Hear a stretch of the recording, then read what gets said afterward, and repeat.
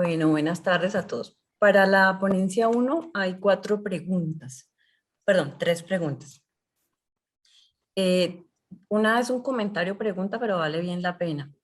Dice, el éxito del PSA hay que ponerlo en contexto, ya que las áreas del Quindío son áreas pequeñas comparadas con otras áreas ganaderas como la Orinoquía y los Llanos.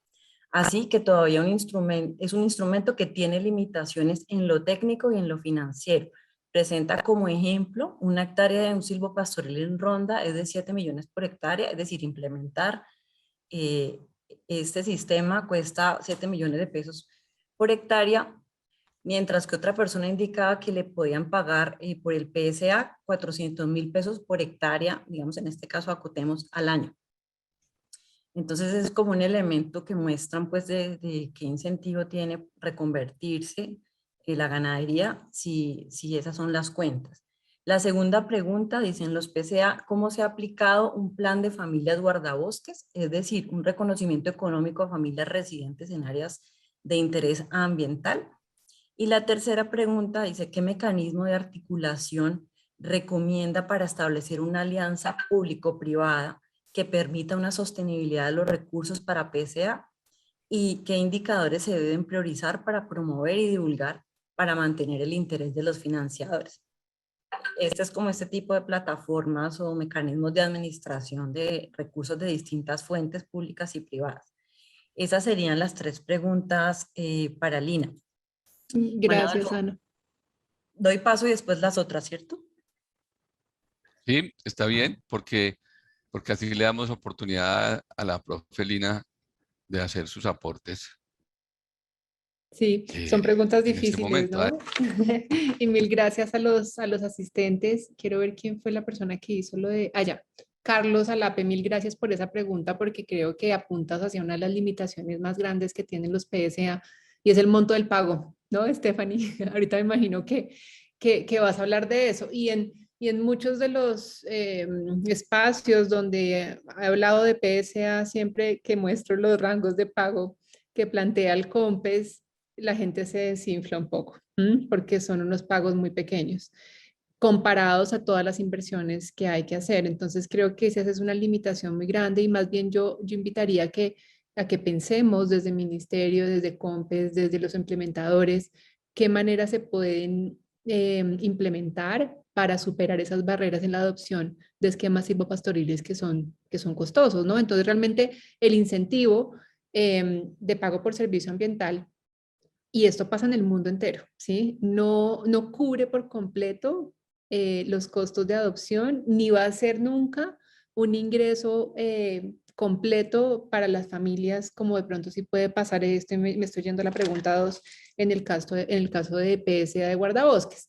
Entonces, lo que hemos visto es que los PSA funcionan como un ingreso complementario para los propietarios y para los participantes, pero que realmente hay muchas limitaciones en cuanto a su cuantía para realmente cubrir todos los costos que se necesitan para ese tipo de inversiones. Entonces, yo sí invitaría y interesante hablarlo con Estefania, a ver cómo es tu visión de esto y atándolo con las fuentes de financiación, ¿no? Que es la tercera pregunta, y estas alianzas público-privadas, vemos, o sea, y esta es mi opinión personal, en el mundo hay muchos recursos económicos, ¿sí? Sino que no están bien canalizados. Entonces pensemos, por ejemplo, en las compensaciones por biodiversidad.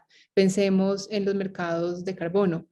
Recursos económicos hay. Ahora es cómo se canalizan para que realmente cumplan las transformaciones que quieren cumplir estos mecanismos. Entonces creo que ahí tenemos unos retos grandísimos y estos retos grandes nos llevan, es una invitación a pensar de maneras distintas a las que lo hemos hecho siempre, ¿sí? Y, y el marco regulatorio pues nos da unos lineamientos, pero creo que hay que innovar también en estos mecanismos y ver cómo conciliamos una tensión que hay inherente entre búsqueda de impactos a escala grande, impactos ecológicos a escala grande, y unas tensiones que pueden haber en términos de equidad, ¿sí? ¿Quiénes acceden realmente a este tipo de incentivos? Entonces, cuando Carlos mencionaba ahí el caso de Quindío, que son pequeños productores. Uno, digamos, podría pensar que en términos ecológicos es mejor irse a los grandes productores, ¿cierto? Porque tienen mayor escala, mayor área. Pero entonces ahí entra una tensión directa con un tema de equidad. Entonces, yo aquí lo que estoy dando es como más bien como unos puntos para que durante este seminario taller se vayan pensando y es cómo se concilia escala con equidad, cómo logramos superar las barreras para la adopción, sabiendo que es un instrumento limitado, que no es la panacea. Por eso yo presenté también las críticas, porque creo que nuestro rol es también entender críticamente estos instrumentos. Entonces ahí dejo yo para que Stephanie complemente. Muchas gracias. Entonces, con derecho a también complementar aportes de los dos ponentes a esas preguntas, no sé si Ana María quiere como plantear las siguientes preguntas, insisto, con derecho a que ojalá nos aporten a esos interrogantes, como bien está invitando la profe Lina. Bueno, se las voy a copiar también a Stephanie en su chat.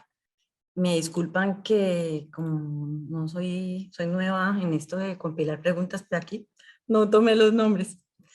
Bueno, acá hay un paquete más grande de preguntas, entonces, bueno, digamos que hay una que valdría la pena unirla con la anterior o con el comentario, digamos, que señala un cuello de botella, eh, que también tiene que ver con un país sectorialista, ¿sí? Donde digamos que las inversiones en desarrollo agropecuario pues las hace un ministerio, las ambientales las hace otro y a veces esa es la respuesta pues que llega, ¿sí? Entonces la siguiente pregunta sería, ¿el uso sostenible se puede reconocer con un esquema de pagos por servicios ambientales? Esa es la quinta, Stephanie, que la había puesto allí. Bueno, también se pregunta qué tan efectivos han sido en el país la captación de bonos de carbono.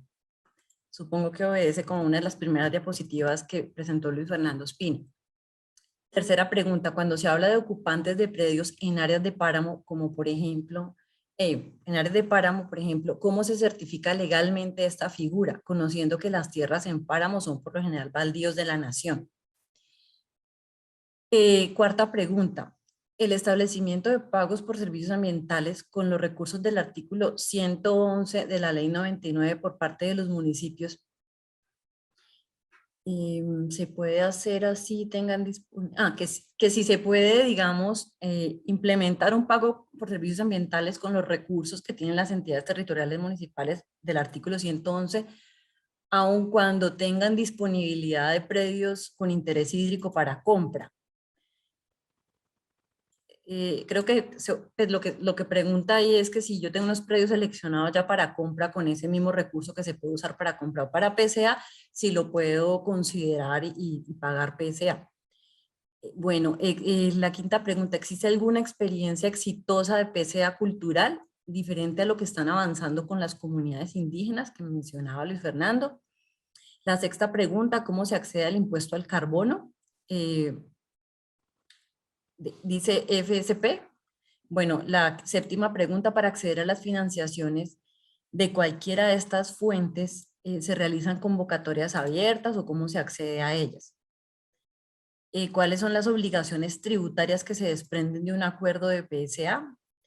Y la última pregunta, ¿cómo ejecuta la administración de una alcaldía? ¿Cómo hace pues la administración de una alcaldía para pagar en dinero el esquema de PCA a propietarios individuales? Pues dice a los propietarios, pero entonces digamos que hago la traducción pues de lo que eso significa. Si Luis Fernando está acá conectado, pues también digamos que Estoy acá. siéntete libre. Ah, bueno, siéntete libre de elegir. Si quieres te las pego en el chat para que sea más fácil. Está Listo. súper pendiente. La primera que dijiste, Stephanie, ayúdanos con esa, por favor.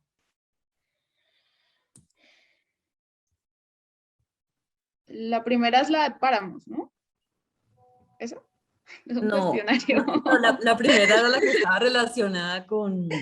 La primera es qué tan efectivos han sido en el país la captación de No, bonos de carbono, ¿no? no, la primera tiene que ver con la que estaba con Lina y es como cuál es el incentivo para reconvertir una hectárea de ganadería a una hectárea silvopastoril cuando cuesta 7 millones hacer esa reconversión, si el incentivo que me pueden dar por la hectárea al año son 400.000 pesos. Ah, ok, listo, sí, vale. Bueno, sí, efectivamente no se alcanza a cubrir con el pago que se realiza en un proyecto de PCA estas actividades de reconversión y más cuando también recurrimos al principio de costo-efectividad que hace que no paguemos tampoco el 100% del costo de oportunidad. De ahí que pues, desde el ministerio impulsamos que los proyectos de PCA tengan estrategias complementarias, no solamente sea un PCA donde se pague el incentivo y chao, y nos vamos, sino que esté acompañado de otras estrategias complementarias. Por ejemplo, en el proyecto tipo contemplamos todo el proceso de aislamientos con cercas vivas, que también es un proceso bastante costoso. De hecho, el primer proyecto que tenemos formulado bajo el proyecto tipo es un proyecto en el cual contemplamos la siembra de más de 140.000 árboles con especies nativas. Y de hecho, el rubro es mucho más alto que lo que vamos a pagar con el incentivo. Entonces, y también adicional a eso, contemplamos actividades de fortalecimiento de capacidades de las comunidades, de procesos de planificación, de procesos de educación ambiental, porque sabemos que los PCA se tienen que ver de manera integral y no podemos implementar un PCA donde solamente demos un dinero porque puede resultar siendo un incentivo perverso, ¿no?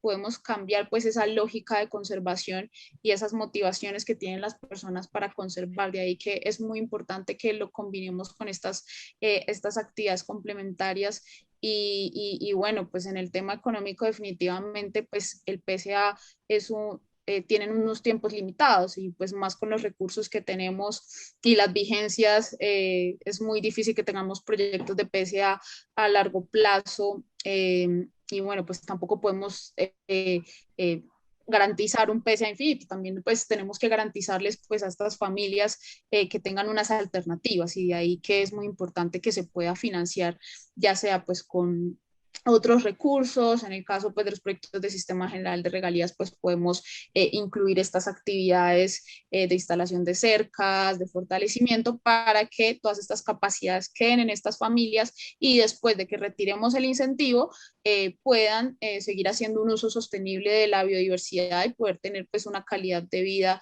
que les permita poder seguir pues no solamente teniendo sus ingresos, sino pues también conservando el ecosistema. Gracias. Listo, Stephanie, gracias. La segunda pregunta hablaba sobre la captación de bonos de carbono. ¿Qué tan efectivo ha sido en el país? Miren, USAID, ¿no? Ha sido un gran promotor de la generación de esquemas de protección de bosques para a través de este mecanismo obtener bonos de carbono y así favorecer a las comunidades que dedican estas áreas a la preservación de bosques en pie, que de alguna manera puedan contabilizarse, ¿no? Para la contabilidad, para la sumatoria de captura de gases de efecto invernadero y asimismo derivar estos proyectos en bonos de carbono. Miren, en el momento cuando sale la reglamentación, el decreto 926, que permitía obtener bonos de carbono a través del mecanismo red más, eran muy pocos los proyectos que se generaron a nivel nacional. Pero hoy hay una dinámica, hay un mercado voluntario de bonos de carbono, el cual se transan entre privados. Esto es un mercado entre privados, el cual le permite a la gente que obtiene los bonos en su territorio, salir a ofrecerlos al mercado privado. Yo creo que el ejercicio ha sido exitoso. Desde el ministerio, todas las políticas que hemos sacado es en pro de mejorar este mercado. Ha sido exitoso, aunque la pandemia hubo, pues por obvias razones, hubo un receso en la transacción de bonos muy fuerte y bajaron mucho su precio, no se transaron mucho, pero yo creo que hoy están en un nuevo, en un nuevo retomar de aire, y creo que ha sido exitoso. Yo personalmente creo que haber generado ese mercado entre privados y todo orientado a la conservación de bosques que generen captura de gases de efecto invernadero ha sido bien interesante. Entre otras cosas, tengo entendido que nosotros innovamos a nivel mundial en esta transacción de bonos de carbono entre privados. Entonces, en este sentido, nosotros no somos expertos en el tema, pero creemos que ha sido exitoso desde el ministerio, efectivamente.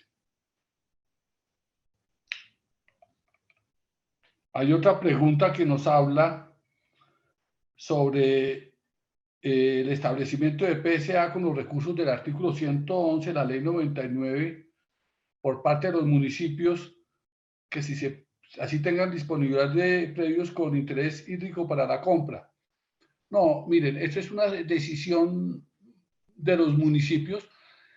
¿Qué se hace cuando se habilitan con la ley 1450 del 2011 del Plan Nacional de Desarrollo? Es que los alcaldes, en compañía de las autoridades ambientales, tomen la mejor decisión. La mejor decisión puede ser o adquirir el predio o invertir en un esquema de pago por servicios ambientales. Yo creo que es una decisión tanto técnica como política, es una decisión del alcalde o del gobernador de tomar la decisión conjunto con la Corporación Autónoma Regional de la región de qué hacer con esos recursos. Se invierten. ¿Qué hace el esquema de pago por servicios ambientales? Un paréntesis. Evita que las personas se salgan de sus predios. Los mantiene dentro de su hábitat natural, dentro de su propiedad. Aunque otros creen que el PSA es como alimentándolos para que se vayan. Pero es una decisión que toman los entes territoriales o de adquirir los predios o de hacer un esquema de pago por servicios ambientales. Yo creo que hoy, cuando se habilitan los recursos para el esquema, la gente está más interesada en quedarse en su territorio, en quedarse en sus tierras y acogerse a un esquema de pago por servicios ambientales que los va a mantener dentro de su territorio. Había otra pregunta, Stephanie, la de los ocupantes.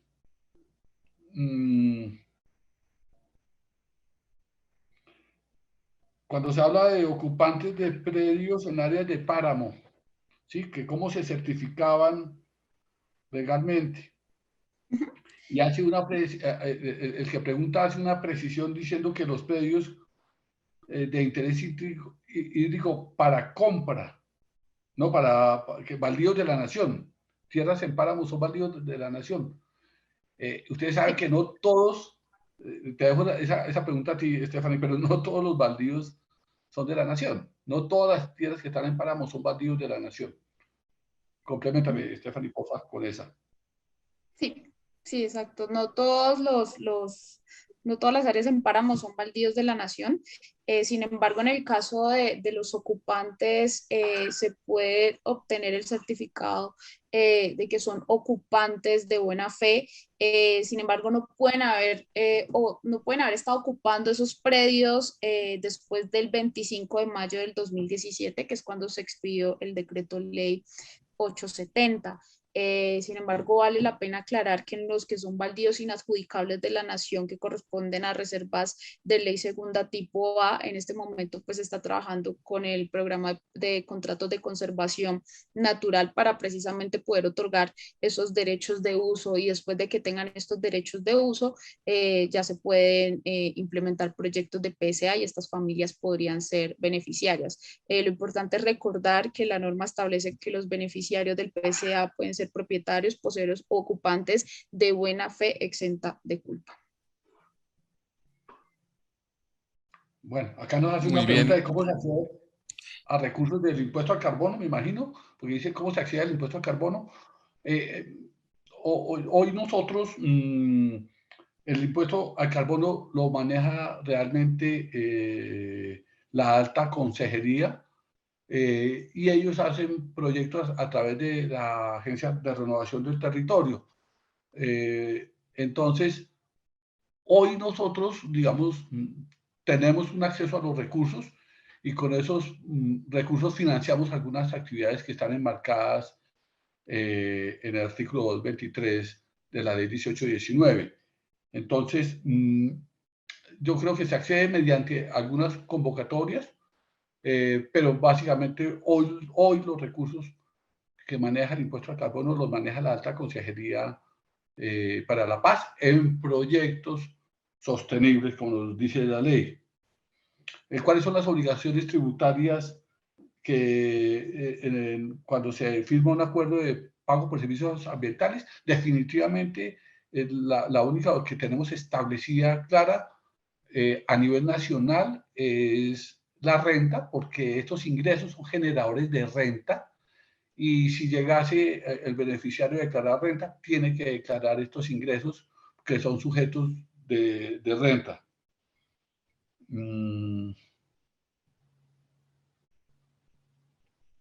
me queda ninguna? Ya pasó el examen, doctor Luis Fernando. La última. Excelente. ¿Cómo pagan las administraciones, las alcaldías, el dinero a los propietarios en el esquema de PSA? Definitivamente tiene que hacer a través de un operador. Normalmente los operadores pueden ser las mismas comunidades. Propendemos, a nosotros nos gusta que sean las mismas comunidades las que proponen cuidar y aportar a la protección de estos ecosistemas estratégicos de importancia ambiental, y las comunidades se hacen convenios con las comunidades, las alcaldías, y a través de ellos se giran los recursos de pago por servicios ambientales, aunque hay otros mecanismos como plataformas y otro tipo de cosas. Son diversas las modalidades para girar los recursos. Muy bien. Muchísimas gracias a ese esfuerzo valioso de cada uno de ustedes por absolver hasta lo posible tantas inquietudes. Lo primero que tengo que decir es que pues la gente en medio del ingenio que tenemos los colombianos se ha encontrado la manera, a pesar de las dificultades, para hacer sus preguntas. Hay unos en las salas, otros por YouTube, otros aquí. Muchas gracias, doctora Lina, a ustedes que han ido viendo preguntas y las han ido respondiendo. A las personas participantes, excelente, porque eso nos pone, nos aterriza y nos pone en perspectiva. Y yo creo que pues esta es la primera sesión. Ya se nos está como ambientando pues el escenario de capacitación. Sabemos que hay algunas personas que nos están diciendo que no tienen sala asignada por alguna razón. Entonces les pedimos aquí que en este chat no se retiren, a ver si los colegas de la universidad los identifican y les pueden encaminar a una de las salas aportándoles el link. Yo creo que a los demás, y como ya bien sabemos, pues los que están en las salas ya no tienen que moverse, y los que estamos aquí tenemos salas asignadas, pues les invitamos cordialmente para que en los próximos 5 minutos nos encontremos allá y poder empezar esa parte más de una conversa más en grupos pequeños. Igualmente a los ponentes, si nos quieren acompañar, bienvenidos a las salas. En esa dinámica tendremos también unos 30 minutos de trabajo de grupos con unas preguntas, obviamente relacionadas con estos temas. Y los últimos 10 minutos nos van a contar muy brevemente la experiencia, no nos van a contar todo lo que hicieron porque eso queda en unos drives, también los podemos compartir con los ponentes eventualmente, al igual que todas las preguntas, sería muy interesante.